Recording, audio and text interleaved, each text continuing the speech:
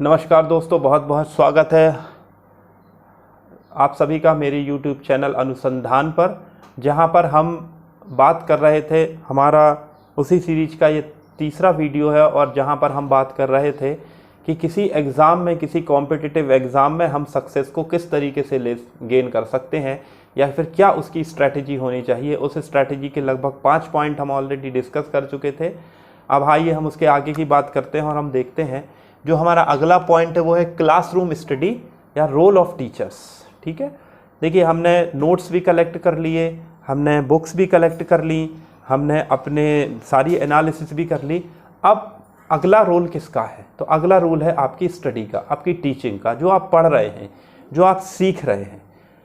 तो कई बार ऐसा होता है कि कई बच्चे ये सोचते हैं, या कई सारे एग्ज़ाम्स में कई लोगों के लिए ये संभव भी हुआ है कि उन्होंने स्वयं से सारी प्रिपरेशन की है, और कई लोगों के लिए ये भी हुआ है कि उन्होंने बहुत अच्छे, बहुत बेहतर से टीचर से पढ़ा है, लेकिन फिर भी वो सक्सेस नहीं हुए हैं। तो फिर टीचर का रोल किस तरीके से यहाँ पर हम डिसाइड करें? क्या टीचर बहुत अधिक अनिवार्य है या नहीं है? तो देखिए, क्लासरूम स्टडी या टीचर, मैं कहूँगा कि किसी भी कॉम्पिटिटिव एग्ज़ाम को निकालने के लिए एक एवरेज से जो अबव स्टूडेंट है उसके लिए टीचर का रोल बहुत अधिक आवश्यक है। एक एक्स्ट्रा ऑर्डिनरी स्टूडेंट कई बार किसी एक पर्टिकुलर सब्जेक्ट को ऑडियो विजुअल माध्यम से चीज़ों को पढ़ के सीख सकता है, लेकिन टीचर वहाँ पर बहुत अधिक ज़रूरी है। यदि आपको एक बेहतर टीचर मिला हुआ है तो वो आपको एक बेहतर गाइडेंस देता है, और एक बेहतर गाइडेंस किसी भी कॉम्पिटिटिव एग्ज़ाम को निकालने के लिए बहुत अधिक आवश्यक है। आप क्लासरूम में जो फैक्ट्स पढ़ते हो, जो फिगर्स पढ़ते हो, जो डेटा पढ़ते हो, जो थ्योरी पढ़ते हो, जो एक्सप्लेनेशन पढ़ते हो, उसके साथ साथ जो टीचर आपको एक रोज़ एक मोटिवेशनल डोज देता है, जो चीज़ों को कनेक्ट करके बताता है, जो आपको अदर इन्फॉर्मेशंस देता है, वो बहुत अधिक अनिवार्य होती है। जब आप किसी चीज़ को पढ़ रहे होते हैं तो आपको नहीं पता होता है कि ये कितनी इंपॉर्टेंट है यदि आपने उसकी प्रॉपर स्टडी नहीं की है। जो टीचर्स उस चीज़ को लंबे समय से पढ़ा रहा होता है तो वो ये बता सकता है कि इस विषय से लास्ट ईयर में कितने क्वेश्चंस आए हुए हैं, किस तरीके से आपको इसको पढ़ना है, कहाँ पर इसमें गलतियाँ होती हैं, बच्चे कहाँ से इसको प्रॉपर सही और गलत करते हैं। तो सबसे बेहतर चीज़ ये है कि जब भी आप किसी एग्ज़ाम की प्रिपरेशन कर रहे हो तो कोशिश करिए कि जो बेस्ट टीचर है या जो बेस्ट टीचर का एक पूल है, एक व्यक्ति बेस्ट नहीं होता है, एक पूल होता है, तो बेस्ट टीचर का जो पूल है उसमें से कोई एक टीचर आपको पढ़ाए, या आप किसी ऐसी जगह पर पढ़ें जहाँ पर बेहतर टीचर, जिन टीचर्स पर प्रॉपर मेहनत की जाती हो, वो टीचर्स वहाँ पर अवेलेबल हों। क्योंकि एक बेहतर टीचर यदि आपके लिए मिला हुआ है तो आपको जो स्ट्रैटेजी की प्रॉब्लम है, जो लिमिटेशंस की प्रॉब्लम है, वो सारी प्रॉब्लम्स ऑटोमेटिकली वो टीचर ही ख़त्म कर देता है। मतलब आपको गाइडेंस चाहिए तो वो भी आपको टीचर से मिलता है। तो टीचर्स का बहुत इंपॉर्टेंट रोल है। तो एक बेहतर टीचर आपके लिए बहुत ज़रूरी है आपकी एग्ज़ाम की सक्सेस के लिए। अगले पॉइंट पर आते हैं, टेस्ट प्रैक्टिस या टेस्ट सीरीज। बहुत इंपॉर्टेंट पॉइंट है। यदि हम बात करें तो चलिए, ज़्यादातर बच्चे जो होते हैं उनके पास एग्ज़ाम बुक भी होती हैं, उनके पास बुक्स होती हैं, वो बेहतर कोचिंग में भी पढ़ रहे होते हैं, उनके कंसेप्ट भी बहुत अच्छे स्ट्रांग हो चुके होते हैं, लेकिन वो एक चीज़ में पीछे रह जाते हैं। बहुत सारे बच्चे ऐसे होते हैं जो टेस्ट सीरीज से दूर भागते हैं। जब कभी टेस्ट कंडक्ट होगा वो देने नहीं जाएंगे, जब कभी कोई टेस्ट सीरीज या कोई ओपन टेस्ट हो रहा होगा तो वो उससे दूर भागेंगे। टेस्ट से दूर यदि आपसे टेस्ट से दूर आप भाग रहे हैं तो मतलब आप बताइए आप किस चीज़ से दूर भाग रहे हैं? आप अपनी उस जर्नी के अंतिम पड़ाव से दूर भाग रहे हैं जिसे आपको एक ना एक दिन फेस करना है। तो जितने भी तरीके के टेस्ट आपके आसपास कराए जाते हैं उन टेस्ट को आप करिए। दूसरा, टेस्ट का जो स्टैंडर्ड है, जो लेवल है, वो जो सिलेबस है, जो सिंक्रनाइजेशन है, वो भी देखिए क्या वो उसी एग्ज़ाम के स्तर का है या उससे बिलो है या उससे बहुत अबव है। यदि बिलो है तो समस्या बहुत है, यदि बहुत अबव है तो भी समस्या बहुत है। आपको उस एग्ज़ाम के लेवल और नियर अबाउट के लेवल का ही टेस्ट आपको क्वालिफाई बार बार उसकी आपको प्रैक्टिस करनी है। उससे क्या होगा, आप उन सारी की सारी गलतियों को धीरे धीरे सुधारते चले जाएंगे जो आप कर रहे हैं। दूसरी चीज़ क्या है, आपको पता चलेगा कि आपकी प्रिपरेशन कितनी हुई है। आपको किसी पॉइंट पे मान लीजिए आपको तो बड़ा कॉन्फिडेंस रहता है कि ये मैंने कर लिया, बट हो सकता है कि वो उस स्तर से हुआ ही ना हो। ठीक है, तो ऐसी स्थिति में बहुत अनिवार्य हो जाता है कि आप ज़्यादा से ज़्यादा टेस्ट दें, और ज़्यादा से ज़्यादा टेस्ट देने के लिए अनिवार्य है कि ज़्यादा से ज़्यादा तैयारी करके टेस्ट दें, क्योंकि एनालिसिस आप तभी कर पाएंगे जबकि आप तैयारी करके टेस्ट देंगे। यदि आप तैयारी करके टेस्ट नहीं देंगे तो आप उसकी एनालिसिस बिल्कुल भी व्यवस्थित तरीके से नहीं कर पाएंगे और आप टेस्ट से दूर भागेंगे। तो टेस्ट बेसिकली आपकी स्टडी को छोटे छोटे टुकड़ों में सेगमेंटेड करके मैनेज करने का एक तरीका है। तो निश्चित तौर पर यदि आप टेस्ट से दूर भाग रहे हैं, मतलब आप अपनी सफलता के लिए ना तो बहुत अधिक संवेदनशील हैं, या मैं कहूँगा आप पूरे तरीके से लापरवाह हैं। तो टेस्ट आप जितने देंगे, जितना रोल, इवन मैं ये कहूँगा कि जितना रोल आपकी क्लासरूम टीचिंग का और अपनी सारी टीचिंग का है, यदि मान लीजिए मैं इन सारी चीज़ों को सेगमेंटेड कर दूं, तो मैं कहूँगा कि किसी भी एग्ज़ाम की प्रिपरेशन में तकरीबन 30% जो योगदान है वो टेस्टों का होता है। आपके द्वारा दिए जाने वाले जो टेस्ट होते हैं उसका होता है। यदि आप नहीं देते हैं तो आप समझ लीजिए आप सीधा 30% के उसको आप कम कर रहे हैं। तो टेस्ट सीरीज दीजिए, और टेस्ट सीरीज देने के बाद का भी काम है। ऐसा नहीं है कि आपने टेस्ट सीरीज दी और उसके बाद आप वापस घर आ जाएं, बैठ जाएं, सो जाएं। कुछ दिन बाद जब उसके रिजल्ट्स आ जाते हैं या नहीं भी आए हैं, आप एक क्वेश्चन पैटर्न को उठाइए, देखिए क्या कंसेप्ट आपके वीक थे, किन पर काम होना था, किन पर आपने काम नहीं किया है, उन सारी चीज़ों पर आप काम करिए, उसकी प्रॉपर एनालिसिस करिए, और उसको जहाँ नोट्स आपने बनाए उसमें लिखिए कि ये पार्ट्स मेरे वीक थे, ये फॉर्मूला मैं भूल गया था, इसको याद करना जरूरी है। इस तरीके से सारी एनालिसिस को आप उसमें लिखते जाइए। इसके बाद पॉजिटिव थिंकिंग बहुत ज़रूरी है।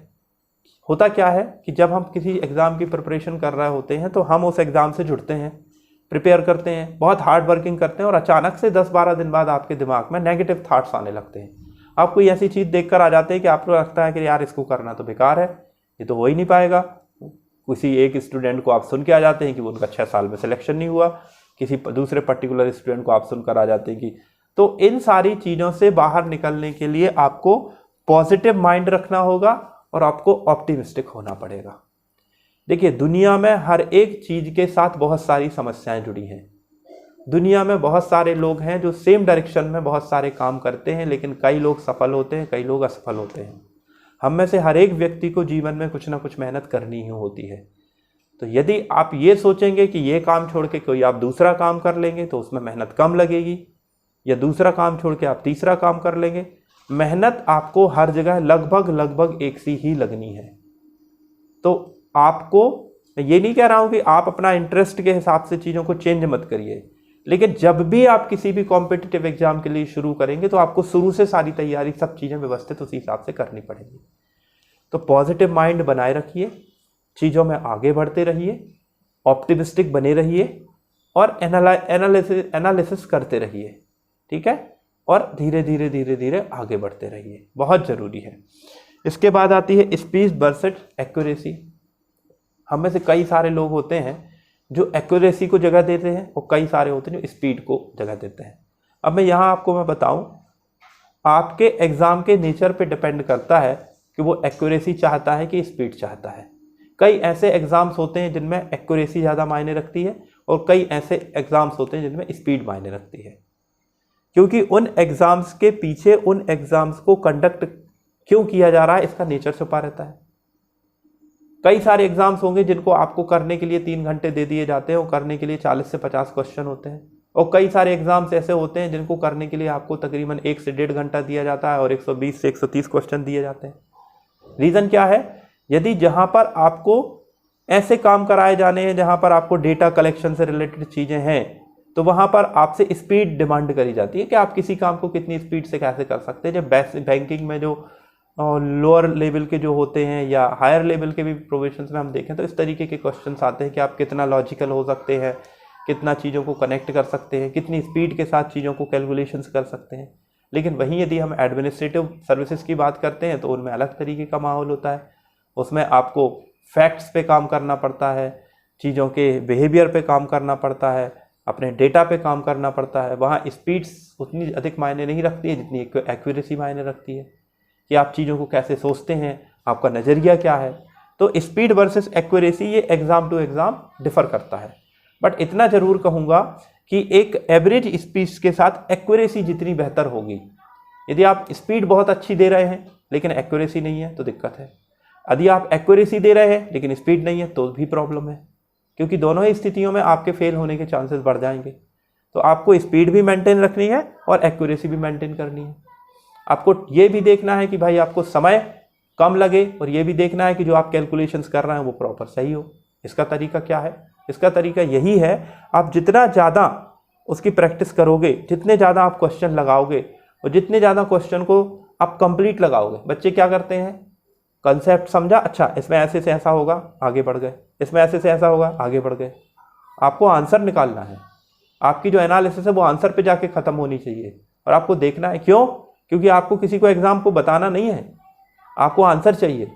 तो यदि आप पूरा आंसर लाए बिना काम करते हैं, आप रिटर्न तरीके से प्रॉपर क्वेश्चन को नहीं सॉल्व करते हैं, तो आप बहुत बड़ी गलती कर रहे हैं। इसलिए स्पीड और एक्यूरेसी दोनों पर काम करिए। ना स्पीड में कमी होनी चाहिए, ना एक्यूरेसी में कमी होनी चाहिए। दोनों ही चीज़ें यदि आपके अंदर कम है तो आप फेलियर की तरफ बढ़ रहे हैं। इसके बाद हम करते हैं डेली वर्किंग। बहुत इंपॉर्टेंट विषय है। हम में से बहुत सारे लोग ऐसे होते हैं जो एक दिन 10 घंटे पढ़ते हैं, फिर 10 दिन बिल्कुल नहीं पढ़ेंगे, फिर अचानक से उनके अंदर उत्साह जागृत होगा कि अरे मैंने तो इतने सारे दिन खराब कर दिए, और फिर उठा करके वो 3-4 दिन 4-4 5-5 घंटे पढ़ेंगे और फिर नहीं पढ़ेंगे।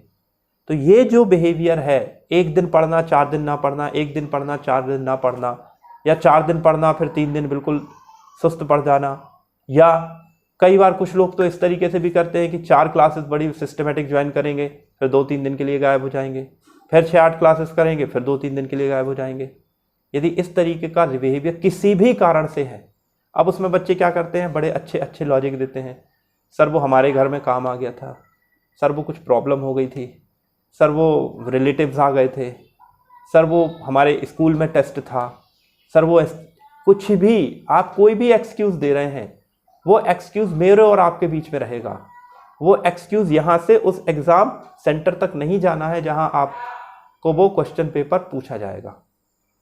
तो यहाँ पर आपको ध्यान क्या रखना है, एक्सक्यूज़ बंद करिए, रूटीन में स्टडी चालू करिए, कोशिश करिए कि ज़्यादा से ज़्यादा दिन आप जितने भी टाइम उसके लिए अलॉटेड किया है, 4 घंटे 5 घंटे 8 घंटे, आप वो पूरा का पूरा टाइम रोज़ अपनी स्टडी को दें। क्लासेस कभी मिस मत करिए, क्योंकि क्लासेस का बहुत इंपॉर्टेंट रोल है। क्लासेस कभी मिस मत करिए, टेस्ट कभी मिस मत करिए। ये जो बिहेवियर है, इसीलिए एनवायरनमेंट ज़रूरी होता है। इसीलिए कई बार स्टूडेंट जो किसी पर्टिकुलर एग्ज़ाम के लिए तैयारी कर रहा हो बहुत अच्छे से, उसके लिए ज़रूरी हो जाता है कि वो किसी ऐसी जगह पर बैठ के तैयारी करे, आपके घर में कोई ऐसा कमरा हो, कोई ऐसा स्पेस हो जहाँ पर बहुत ज़्यादा लोगों का इंटरफियर ना हो। कई सारी चीज़ों के लिए कई बार यदि आपको ना कहना पड़े, आप निश्चित तौर पर ना कहिए कि नहीं मैं नहीं कर पाऊँगा, मैं आज नहीं कर सकता, मैं इस टाइम नहीं कर सकता। क्योंकि यदि आपकी प्राथमिकता उस एग्ज़ाम को निकालना है तो आपकी दूसरी चीज़ों को आपको हटाना पड़ेगा। और यदि आपकी प्राथमिकता उस एग्ज़ाम को निकालना नहीं है तो फिर अलग बात है।